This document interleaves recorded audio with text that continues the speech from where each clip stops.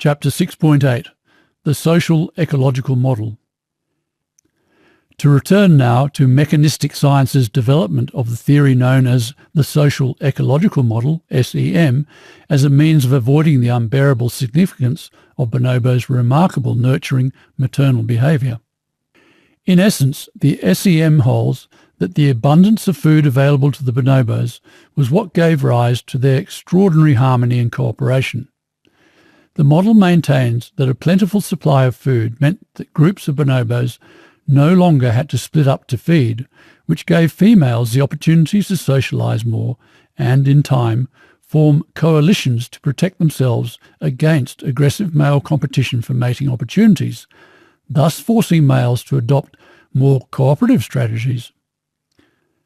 To quote from a description of the SEM in a 2001 paper by the anthropologists Richard Wrangham and David Pilbeam, the absence of gorillas made high-quality foliage more available for proto-bonobos than for chimpanzees. As a result, proto-bonobos experienced a reduced intensity of scramble competition compared to chimpanzees. Reduced scramble competition allowed more stable parties, which then made several forms of aggression more dangerous and costly, and less beneficial to the aggressors.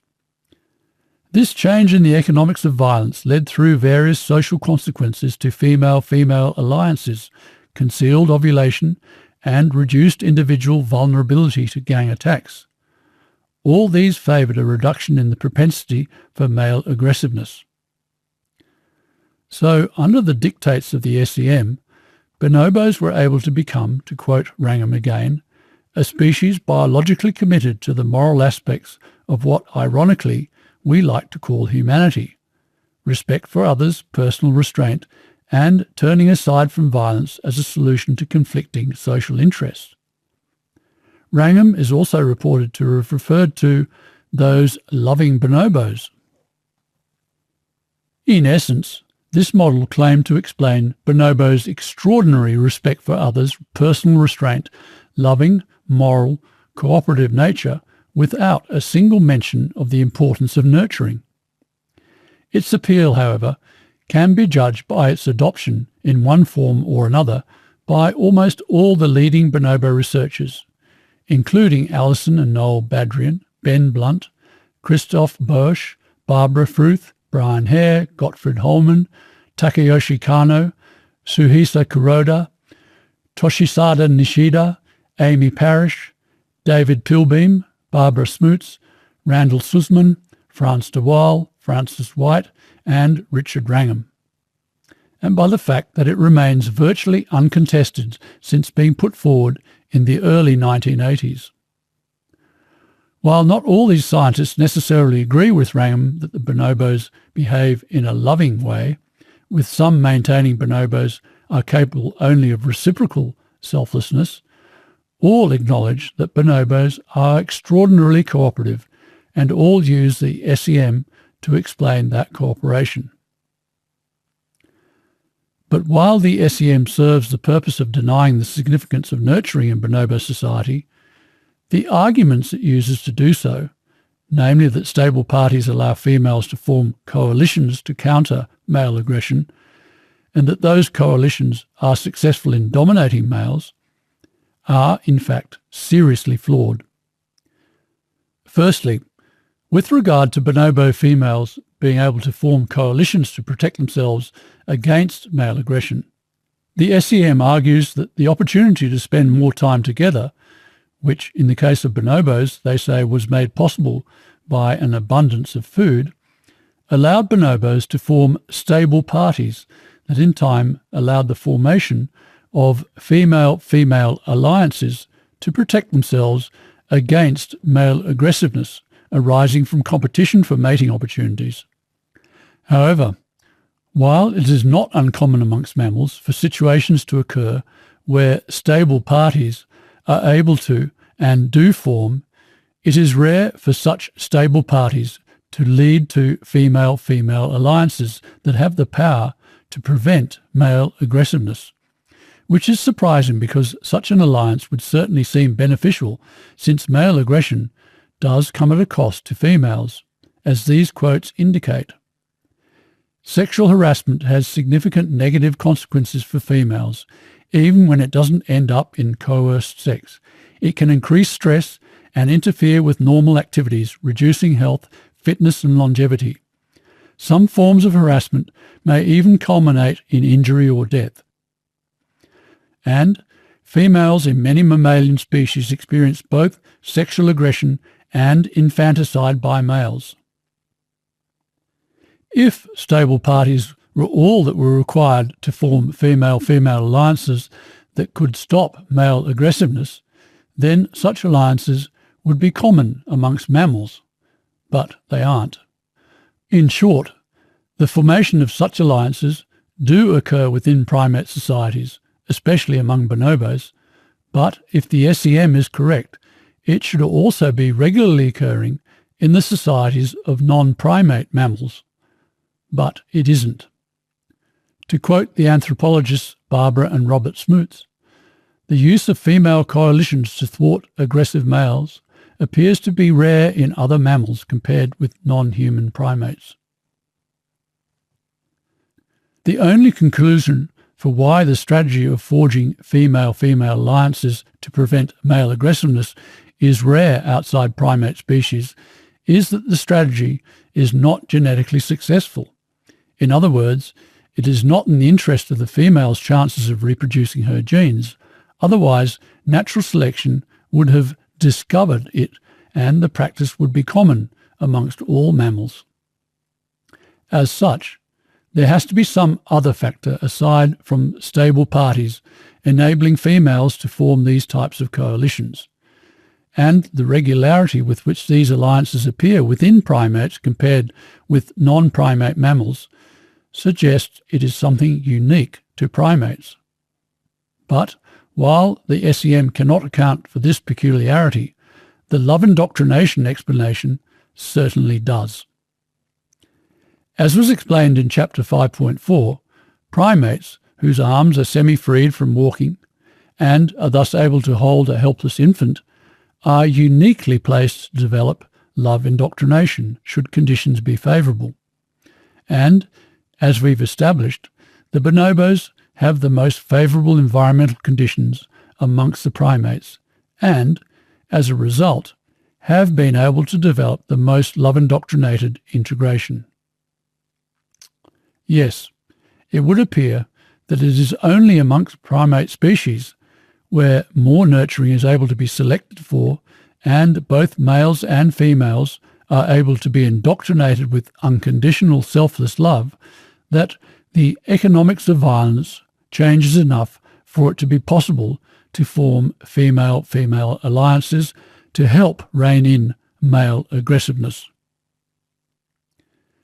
Secondly, in attempting to explain how male aggression could be quelled by female-female alliances, the SEM relies on the superficially persuasive but biologically flawed argument that biologists have desperately been resorting to more and more, especially left-wing biologists who are wanting to promote cooperation and gentleness, which is that cooperation is more advantageous than competition and can therefore be selected for. This reliance is evident in Wrangham's argument that female alliances made male aggression more dangerous and costly and less beneficial to the aggressors, and that turning aside from violence was a solution to conflicting social interests. While it may appear persuasive to suggest that males could stop competing for mating opportunities once female coalitions formed, because aggression became more dangerous and costly and less beneficial than cooperation, or simply because turning aside from violence is a solution to conflicting social interests, the biological reality is that without love indoctrination, genetic selfishness will see males continue to aggressively compete for any and all mating opportunities. As mentioned in paragraph 407, this fact of life was pointed out by C. Owen Lovejoy when, in discussing our ape ancestors, he wrote that loss of the projecting canine raises other vexing questions because this tooth is so fundamental to reproductive success in higher primates. What could cause males to forfeit their ability to aggressively compete with other males? The same vexing question arises in regard to bonobos, something that was pointed out by the primatologist Gottfried Hohmann in a 2007 article when he observed that the bonobo males, the physically superior animals, do not dominate the females, the inferior animals. It is not only different from chimpanzees, but it violates the rules of social ecology. Frans de Waal made a similar observation when he wrote in his 1997 book, Bonobo the Forgotten Ape, about bonobos that dominance by the weaker sex constitutes a huge violation of every biologist's expectations. This biologically flawed argument that cooperation can be selected for by natural selection because it is more advantageous than competition is, in fact, the same biologically flawed argument that E.O. Wilson relied upon in his multi-level selection theory for eusociality. Recall in Chapter 2.11 how Wilson argued that a group composed of selfless members who consider the welfare of the group above that of their own will be more cooperative and thus successful when competing against groups who have selfish, non-cooperative members, and, as such, competition between groups can lead to the selection of unconditionally selfless traits. Again, while it is superficially persuasive to suggest that a group with cooperative members will defeat a group with competitive members, the genetic reality is that whenever an unconditionally selfless, altruistic trait appears, those that are selfish will take advantage of it, thus negating the establishment of a group of cooperators in the first place. Any selflessness that might arise through group selection will be constantly exploited by individual selfishness from within the group. As the biologist Jerry Coyne pointed out, group selection for altruism would be unlikely to override the tendency of each group to quickly lose its altruism through natural selection favouring cheaters, selfish individuals. The flawed reasoning of this second aspect of the SEM can be seen even more clearly in this 2012 description of it by the anthropologist Brian Hare. There are some species that outcompete others by becoming nicer because it's very costly to be on top. Often in primate hierarchies, you don't stay on top very long. Everyone is gunning for you. You're getting in a lot of fights. If you don't have to do that, it's better for everybody. While it is superficially persuasive to argue that it's better for everybody if you don't have to fight to stay on top, the idea violates the fundamental fact about the gene-based natural selection process, which is that you do have to be constantly gunning to stay on top, because if you are not, others will be, and you won't reproduce your genes. That's the reality of the animal condition. Fierce competition exists between sexually reproducing individuals seeking to reproduce their genes. It should be mentioned that advocates of the SEM argue that the bonobo practice of concealed ovulation, where females do not give signs of their fertile period, and of making sex continually available, have contributed to the reduction of male competition for mating opportunities. However, such practices can only develop once competition for mating opportunities has begun to subside, because while ever competition to mate remains intense, if a female makes mating available to every male and or doesn't advertise she is ready for fertilization, she can't ensure she mates with the strongest, most virile male, and therefore that her offspring will be successful competitors. Making sex continually available and concealing ovulation could assist love indoctrination, but not initiate the development of love or unconditional selflessness. No, these practices do not lead to a reduction in competition. Rather, they are a result of male competition having largely been contained, which, as explained, selection against aggression can't achieve. So although it is seductive to run the argument that cooperation can be selected for by natural selection because it is more advantageous than competition, it is so blatantly biologically incorrect that for biologists to employ it means they are deliberately lying, resorting to a desperate form of bluff. But such has been the extent of the need to avoid the nurturing explanation for bonobos' unconditionally selfless behaviour and, by extrapolation, for humans' moral nature.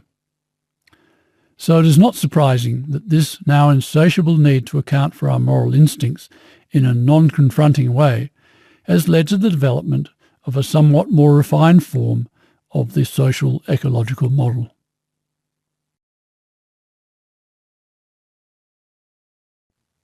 Chapter 6.9 A Brief History of Left-Wing Dishonest Mechanistic Biology. Before introducing this new improved version of the social ecological model, SEM, it should be mentioned that this seductive but patently untrue biological argument that cooperation is more advantageous than competition and can therefore be selected for has a long history of use by cooperation not competition supporting, selflessness not selfishness emphasising, knowledge opposing left-wing biologists. The pseudo-idealistic philosophy of the left wing was briefly explained in Chapter 3.9 and will be more fully dealt with in Chapters 8.15 and 8.16. For example, in 1880, the zoologist Karl Kessler said that the progressive development of the animal kingdom is favoured much more by mutual support than by mutual struggle. This so-called naive misrepresentation of natural selection as being socialistic rather than individualistic was still occurring even up to the 1960s, with, for instance, the behaviourist Konrad Lorenz writing frequently of behaviour having a species-preserving function. There are many mentions of this phrase in his 1963 book on aggression. As was explained in Chapter 4, the development of species is part of the integrated process, but the behaviour of a species is characterised by extremely selfish competition between its sexually reproducing members. In fact, it was the biologist George Williams' exasperation with this misrepresentation of natural selection as not being a selfish process that motivated him to write his famous 1966 book, Adaptation and Natural Selection, a publication that laid the foundations for the selfishness-justifying right-wing theory of sociobiology or evolutionary psychology. When, however, Williams' theory was dishonestly used to misrepresent our cooperative moral instincts as being nothing more than the product of kin selection-based selfish reciprocity, assisting only those who share your genes in order to propagate your own, left-wing biologists then tried to maintain that we do have unconditionally selfless moral instincts by arguing that they are derived from byproducts of natural selection, what the biologists Stephen Jay Gould and Richard Lewontin described in 1979 as a lot of building cranes acting in conjunction with natural selection.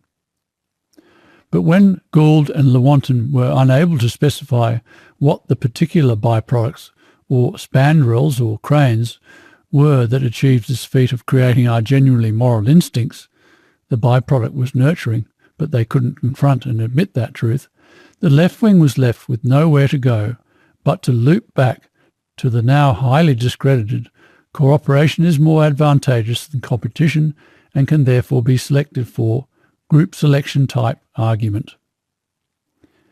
In 1994, despite the situation where group selection has been regarded as an anathema by nearly all evolutionary biologists, the biologist David Sloan, D.S. Wilson, desperately tried to reintroduce group selection as an antidote to the rampant individualism we see in the human behavioural sciences.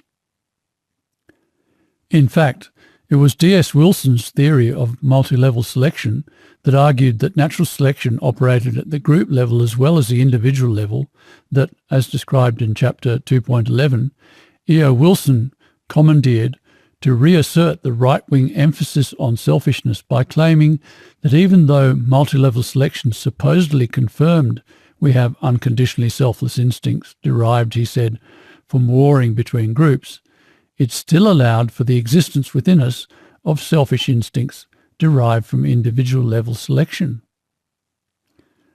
But since the idea that our moral instincts were derived from warring between groups was unpalatable to the cooperation, not competition supporting, selflessness, not selfishness emphasizing left wing, they came up with an alternative, non-warring group level explanation, which was that our moral instincts arose from having to cooperate to defend ourselves against predators. This argument was first put forward by the anthropologist Robert Sussman in his 2005 book, Man the Hunted, Primates, Predators, and Human Evolution. In summarizing his theory, Sussman said, our intelligence, cooperation, and many other features we have as modern humans developed from our attempts to outsmart the predator. But while the threat of predators would have encouraged cooperation, the biological reality is that it was not going to make us social. It was not going to overcome the fundamental problem of genetic selfishness, which is that wherever selflessness develops, it is going to be subverted by selfish opportunists. The fact is, species have been living with the threat of predators since life first emerged, and that threat has never been able to bring about full integration. What we see instead is the eventual development of dominance hierarchy as a means to try to contain the rampant selfish competition and opportunism.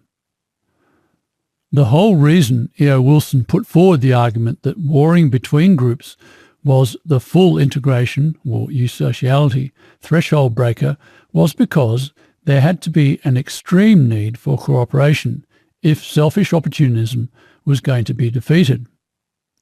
There had to be a situation of conflict where groups of cooperators would defeat groups of non-cooperators.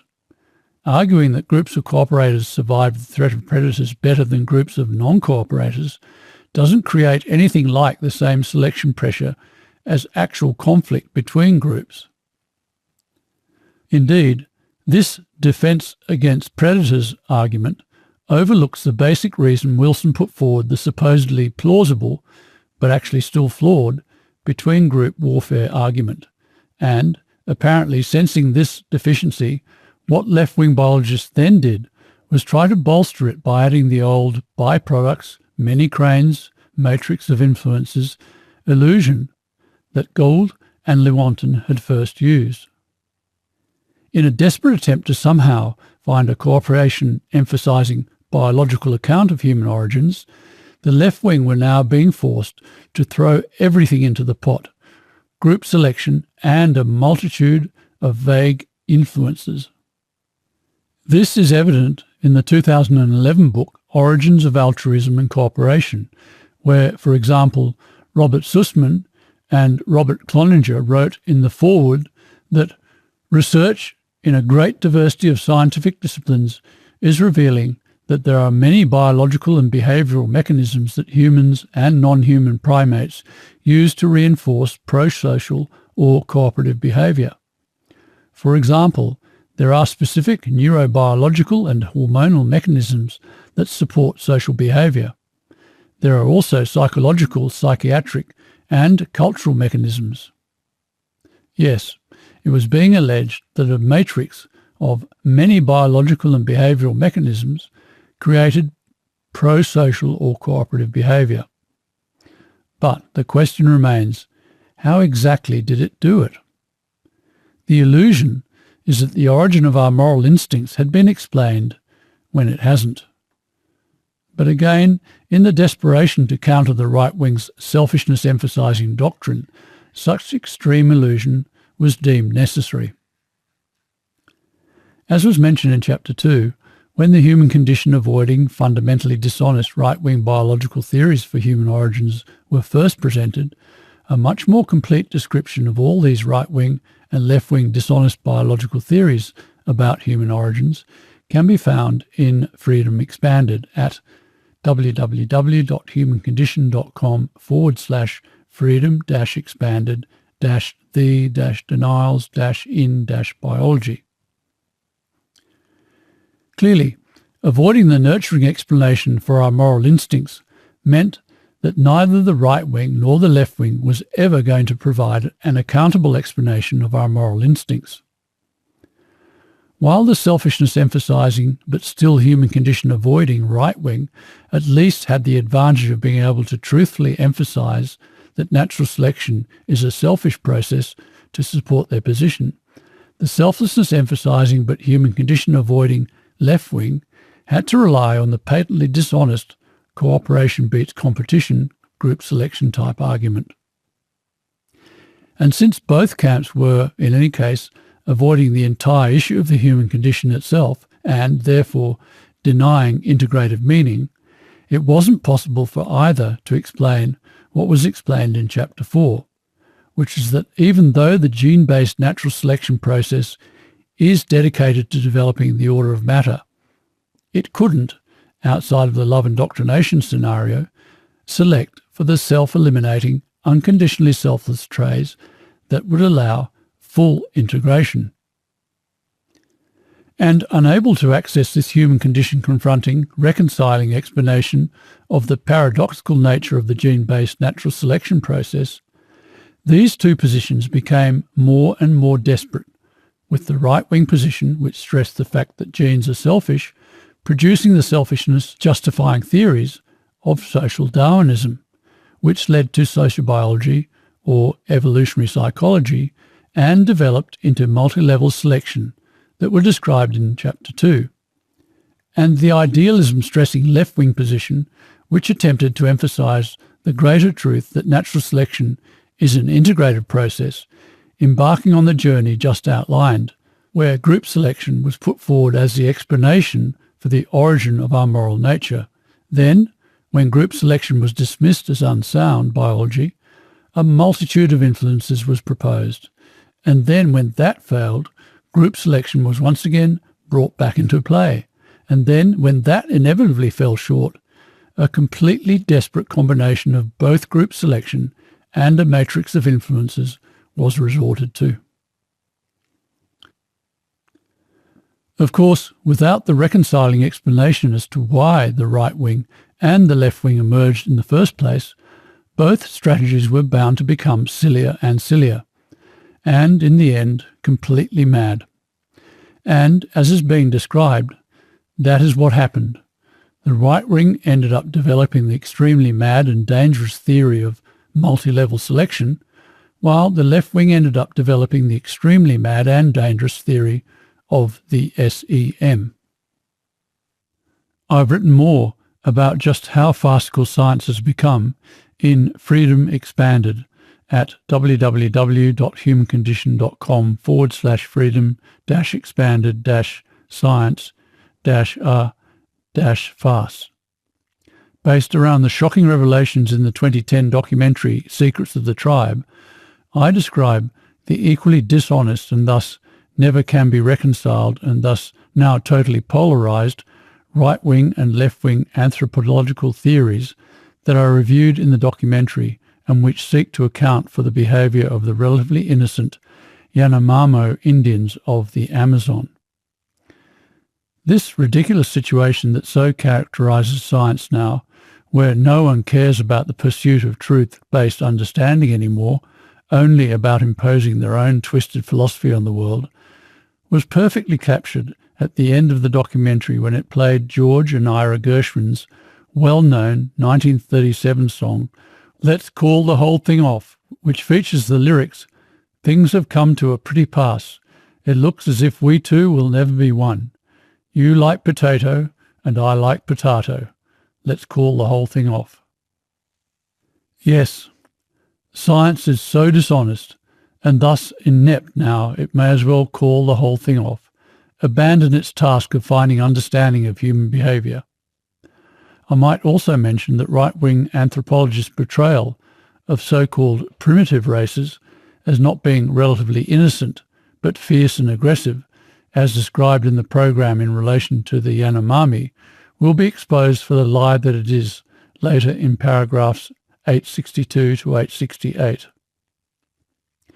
Significantly, in relation to the two arguments employed by the SEM to explain bonobo behaviour, that stable parties allowed bonobo females to form coalitions to counter male aggression for mating opportunities, and that those coalitions are successful in dominating males and eliminating aggression, in 2009 the leading architect of the SEM, Richard Wrangham, admitted in his book Sexual Coercion in Primates and Humans that the circumstances in which females are able to form effective alliances among each other and the frequency and effectiveness of this strategy remain important, unexplained problems for detailed examination in bonobos, chimpanzees and other primates. So the whole basis of the SEM, of the circumstances in which females are able to form effective alliances among each other and the effectiveness of this strategy in stopping male aggression, is being undermined by its leading architect and proponent. This is somewhat like E.O. Wilson conceding there were serious problems with his theory of sociobiology when he moved on to develop his multi-level selection theory for eusociality. But where else could nurturing avoiding biologists go in their efforts to explain bonobos? Nowhere. So, despite its important problems, support of the SEM continued.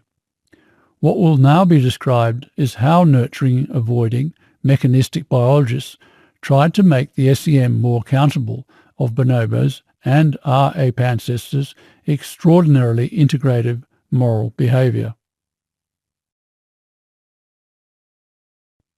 Chapter 6.10 The Self-Domestication Hypothesis. In terms of providing a nurturing avoiding, human condition escaping explanation for bonobo behaviour, the problem with the social ecological model is that it only offers a supposed explanation for bonobos' lack of aggression, and so still falls well short of being able to provide a supposed explanation for bonobos' extraordinary personal restraint, respect for others, loving, moral, cooperative, harmonious, gentle state. And there is a big difference between not being aggressive and being loving. Given this shortfall, nurturing avoiding mechanistic biologists clearly needed to come up with a more sophisticated version of the social ecological model, SEM, one that could supposedly account for the bonobos' extraordinary cooperative, gentle, peaceful, loving nature. This supposed solution was provided in 2012 with the presentation of the so-called self-domestication hypothesis by anthropologists Brian Hare, Victoria Wobber and Richard Wrangham, one of the originators of the SEM, in a paper titled The Self-Domestication Hypothesis, Evolution of Bonobo Psychology is Due to Selection Against Aggression. The first point to note is the use up front in the title of this paper of the idea that the evolution of bonobo psychology is due to selection against aggression, as if being able to select against aggression is a normal, acceptable biological principle, a fait accompli, when it isn't. As emphasized, genes are selfish. Outside of the love indoctrination situation, they don't allow for selection against aggression between sexually reproducing individuals. What is being put forward is the superficially persuasive, but biologically flawed, cooperation is more advantageous than competition and can therefore be selected for argument that the SEM relies on. But to be putting it up front in their title is an outrageous bluff, a desperate deception, an all-out effort to create the illusion that selection against aggression is sound, acceptable biology. Another point that should be made before examining the soundness, or otherwise, of the self-domestication hypothesis, SDH, is that by concluding their 2012 paper with the following statement, its proponents suggest that it not only explains bonobo cooperation, but potentially human morality as well. The self-domestication hypothesis is therefore a potentially powerful tool for understanding the processes by which selection shapes both psychological and other seemingly unrelated traits, including those in humans. Incidentally, the psychological traits they refer to are behaviours, such as tolerance and playfulness, not a psychosis. So like the multi-level selection theory for eusociality, the SDH does not address the psychology of the human condition. Rather, it is just another desperate attempt to deny it. And indeed, by 2014, the idea of using the SDH to explain human behaviour, which the authors only suggest in this 2012 paper, had taken hold to the extent that in October of that year a symposium called Domestication and Human Evolution was hosted by the prestigious Centre for Academic Research and Training in Anthropogeny, CARTA. A subsequent report on the symposium in Science magazine was subtitled Self-Domestication Turned Humans into the Cooperative Species We Are Today. And in 2017, Hare went on to publish Survival of the Friendliest, Homo sapiens evolved via selection for prosociality, in which he put forward the HSD or human self-domestication hypothesis. He wrote, "Hopefully the HSD will help energize efforts towards answering the ultimate Darwinian challenge, how our minds evolved and allowed Homo sapiens to survive as Earth's last remaining human." Which brings us to the accountability of the SDH. Supposedly inspired by research into domestic dogs and the experiments of the Russian scientist Dmitry Belyaev in domesticating silver foxes for the fur industry, the SDH proposes that selection against aggression inadvertently involves selection for youthfulness or juvenileness, so that adults in subsequent generations end up retaining prosocial juvenile behavioural traits such as increased tolerance, increased adult play, a decrease in predatory motivation, and decreased xenophobia, fear of outsiders. Hare, Wobber and Wrangham described these traits as correlated byproducts of the original SEM-derived selection against aggression process. This juvenilization is known as the domestication syndrome because it is thought to account for changes between wild animals and their domestic descendants, such as changes between wolves and dogs. Essentially, when the proponents of the SDH say that, in addition to showing less severe forms of aggression compared to chimpanzees, bonobos show differences that appear analogous to the domestication syndrome.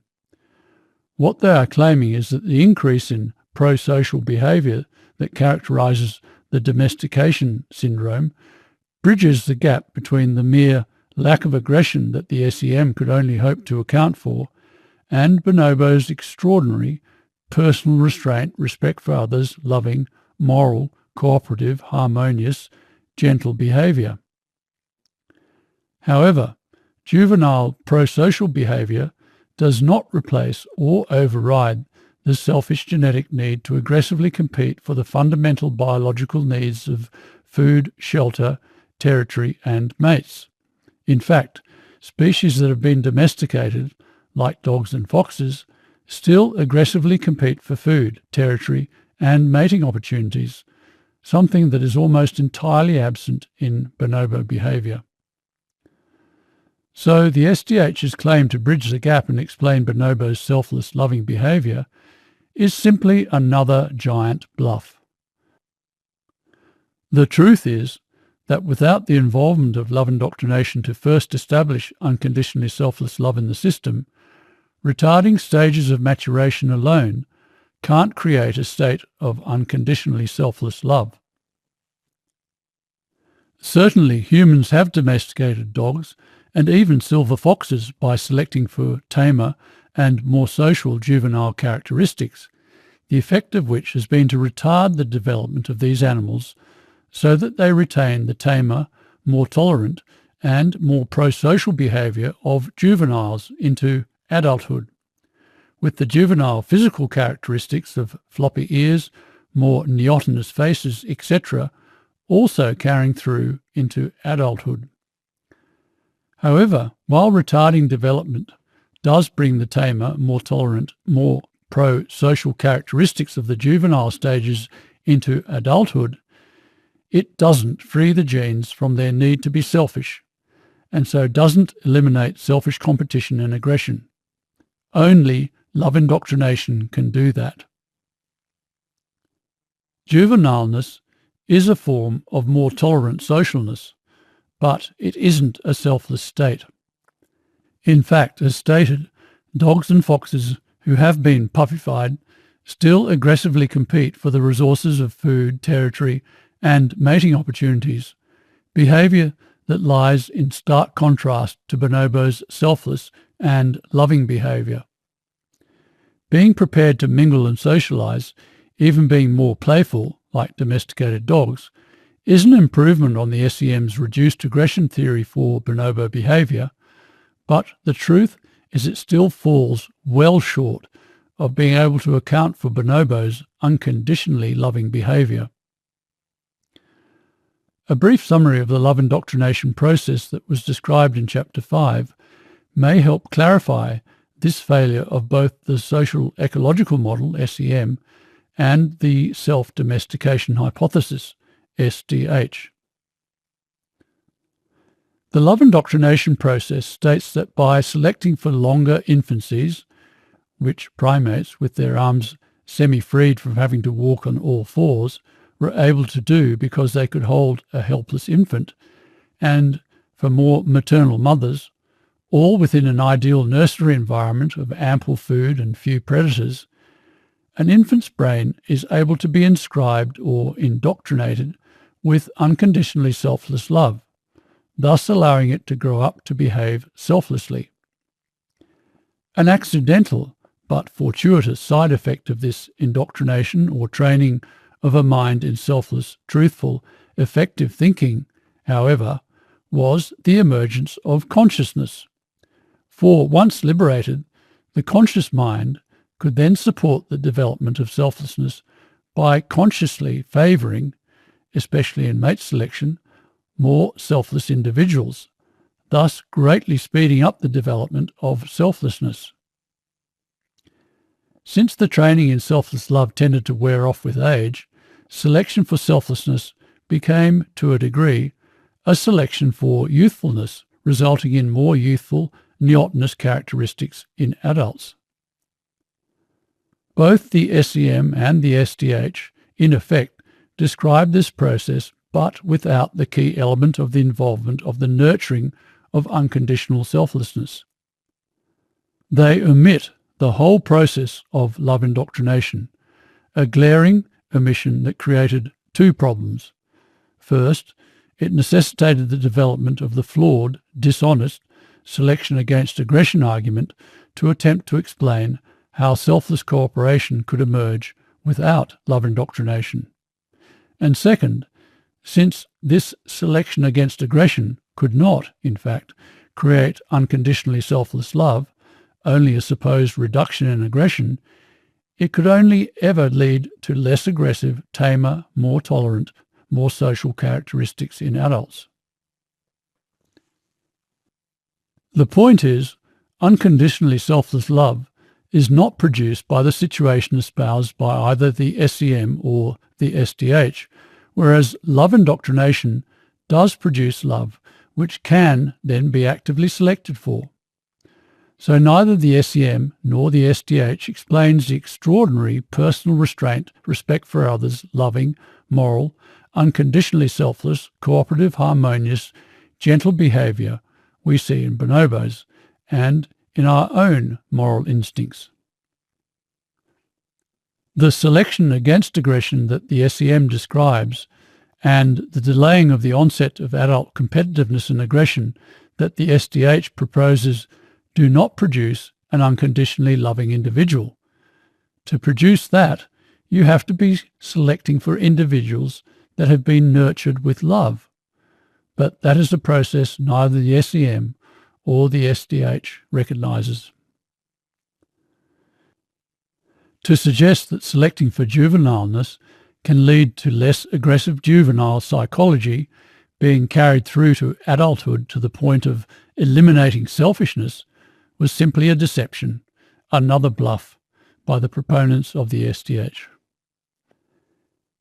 In interviews Hare has conducted about the SDH, we can see him trying to bridge this gap between the extraordinarily cooperative, gentle, peaceful, unconditionally selfless, loving behaviour that bonobos display and what the SDH is able to supposedly explain, namely pro-social traits such as tameness and increased tolerance, when he describes bonobos as peaceful and kind creatures who absolutely are upset if there is any hint of aggression in the group and who find joy in working with others, as if those traits and emotions are what his hypothesis is able to explain the origins of.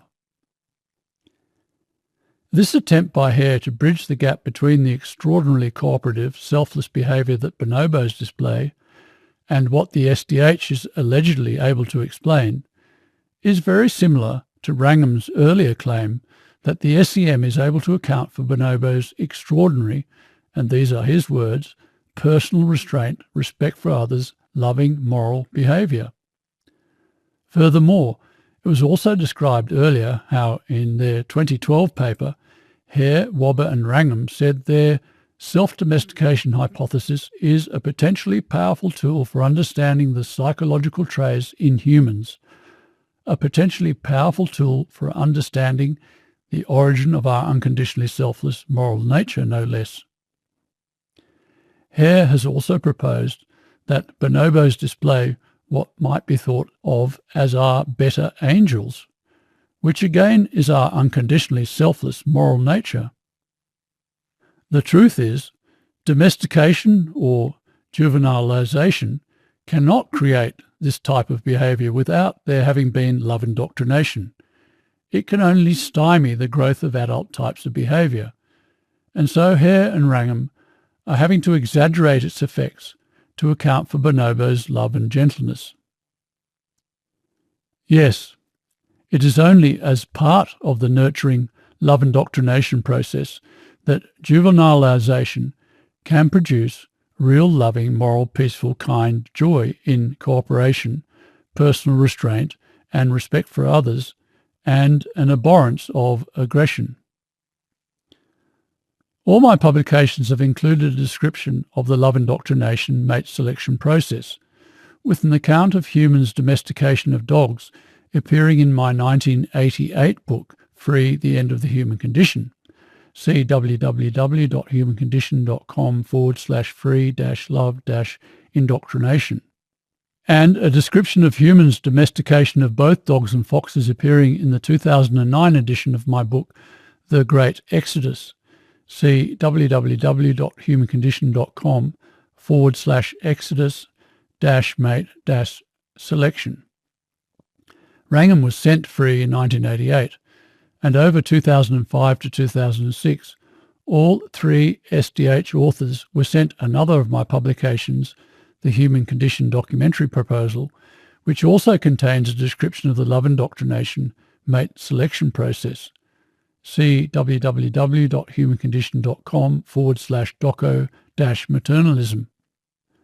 The reason I referred to how domesticated dogs are derived from their common ancestral wild type by neoteny, retarding development at some juvenile stage, was because the domestication of dogs and foxes does dramatically illustrate some of the aspects involved in the love indoctrination mate selection process, particularly how powerfully effective conscious selection can be in producing a change.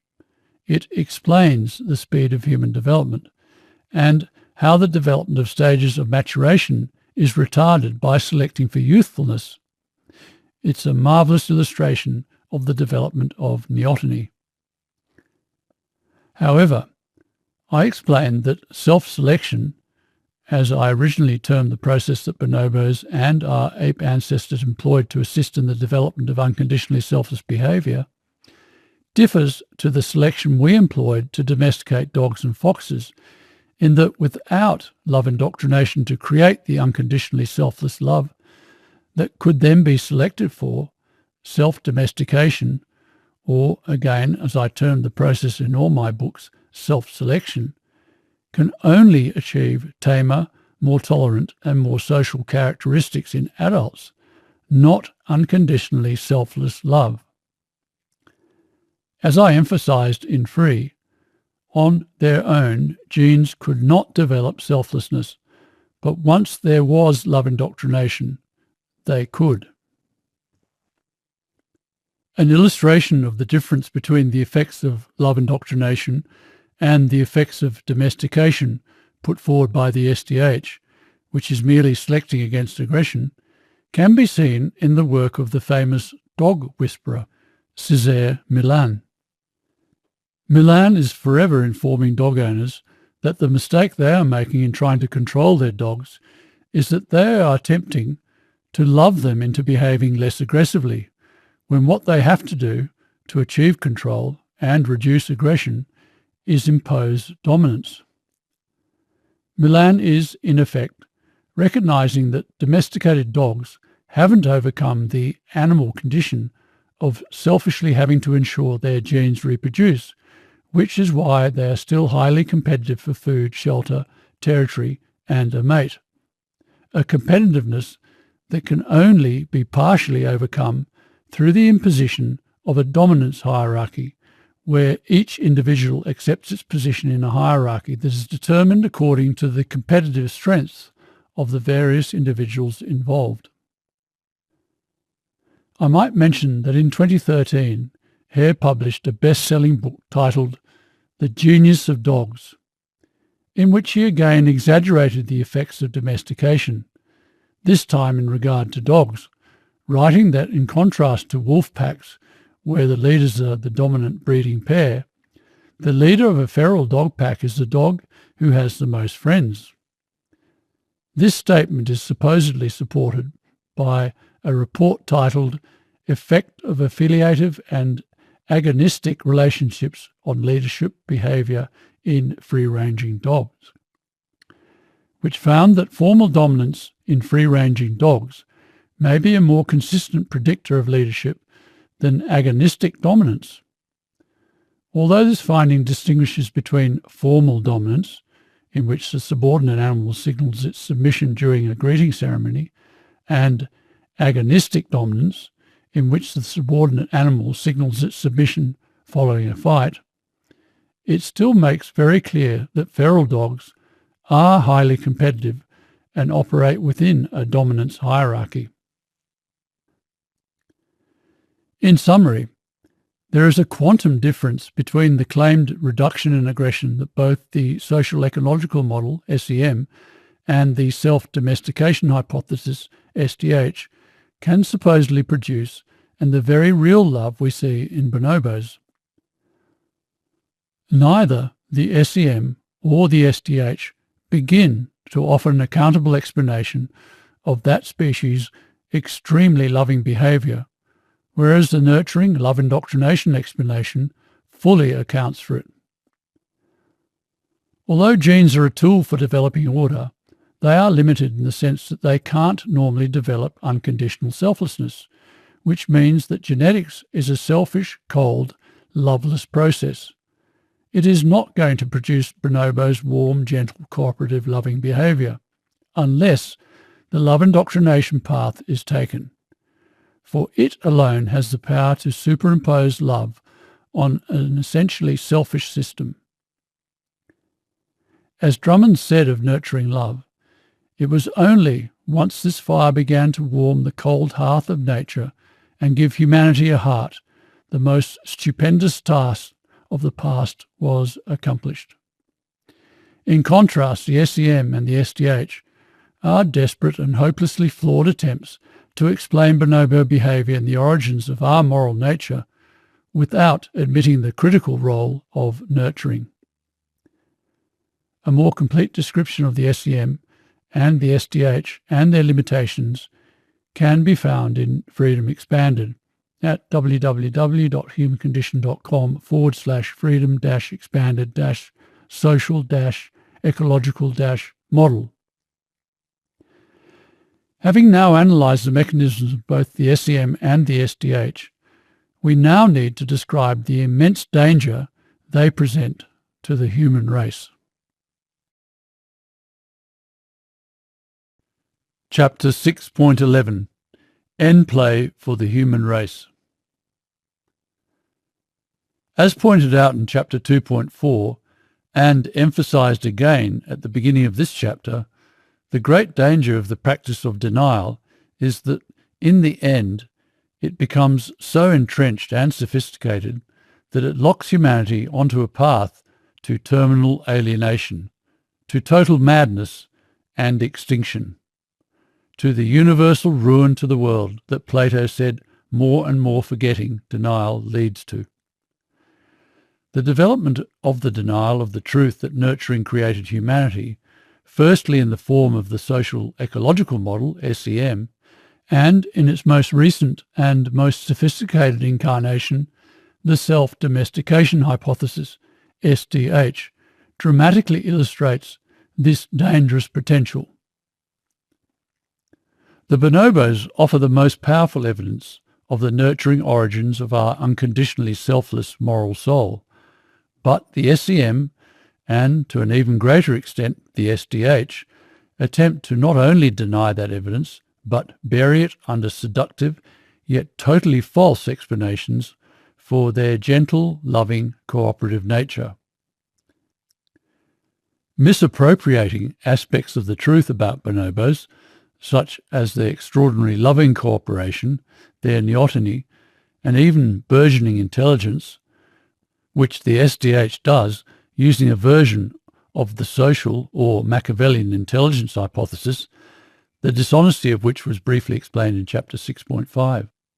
And using that to evidence the SDH is a very sophisticated way of giving credibility to the lie that nurturing had no role to play in the development of our moral soul. But to bury such evidence of the origins of our unconditionally selfless moral soul that created the cooperative, integrative state that is humanity is to threaten the human race with permanent estrangement from the truth about our all-loving true self, or soul, which is the truth we need if we are to properly understand and, by so doing, heal our psychologically alienated condition. Burial of the truth about our souls stood in the way of us ever gaining an honest, ameliorating understanding of ourselves, of our origins, our present condition, and future potential.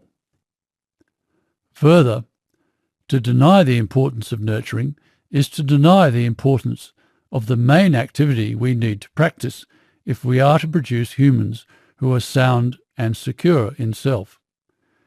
Indeed, it is only through the nurturing of our offspring that the human race can hope to become healthy, psychosis and neurosis-free humans once again.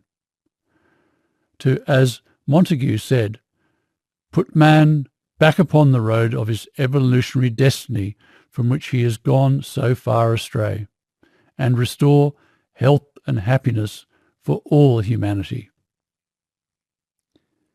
Yes, if we refuse to admit the critical role nurturing has played in the emergence of humanity and, as a direct result of that heritage, in the sound upbringing of humans today, then levels of alienation will only increase and terminal alienation will soon destroy the human race.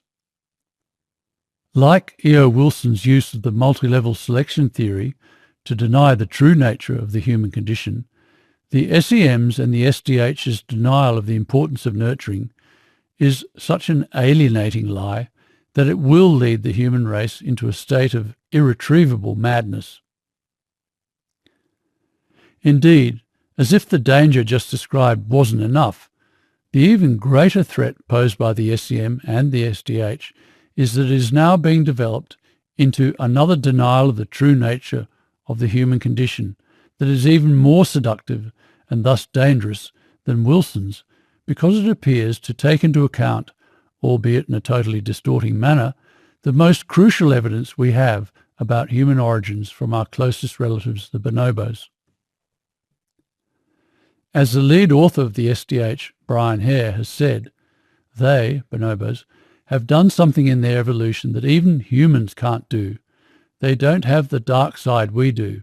If we only studied chimps, we'd get a skewed view of human evolution, and bonobos display what might be thought of as our better angels.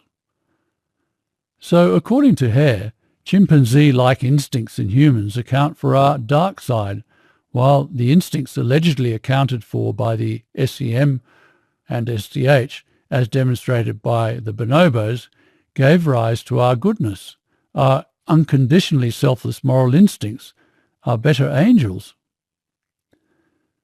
This argument presents a model for our good and evil afflicted human condition that is similar to that provided by Wilson's multi-level selection theory for eusociality, except that our good instincts are supposedly derived from factors espoused by the SEM and SDH, rather than cooperation forged through warring with other groups, as Wilson suggested. As was emphasized when the multi-level selection explanation for the human condition was presented and exposed, we humans do have unconditionally selfless, loving, good instincts, but they were derived from the nurturing love indoctrination process that bonobos are developing.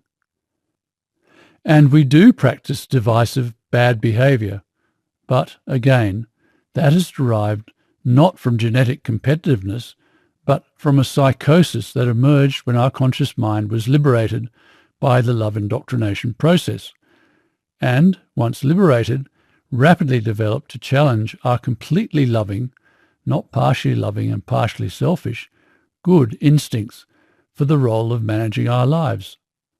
So, what Hare, Wobber and Wrangham are doing is precisely what Wilson was doing with his multi-level selection theory, which was to bring the human condition to our attention, but only to trivialize it, to subvert the truth about the all-important issue of our psychologically troubled condition. There are so many dangers associated with the social ecological model and self-domestication hypothesis that it hardly bears thinking about. With E.O. Wilson's all-out atomic bomb attack on the truth about the human condition, and now Hare, Wobber and Wrangham's no-holes-barred asteroid attack on the best evidence we have for the origins of our moral soul, and also on the truth about the human condition, the honesty and resulting insight needed to save the human race is being buried at the bottom of the deepest, darkest ocean trench that has been filled with reinforced concrete for good measure. It is truth-hating behaviour of the highest order. Basically, mechanistic science has become completely deranged, and since science is a facility charged with delivering us from the human condition, this state of affairs represents end play for the human race. Without the exposé being presented in this book, all hope for humanity would be lost. But, as will now be described, this exposé is yet to be recognised by the scientific establishment. Indeed, for 30 years now, all it has received from that corner is obscenely irresponsible Stonewall resistance.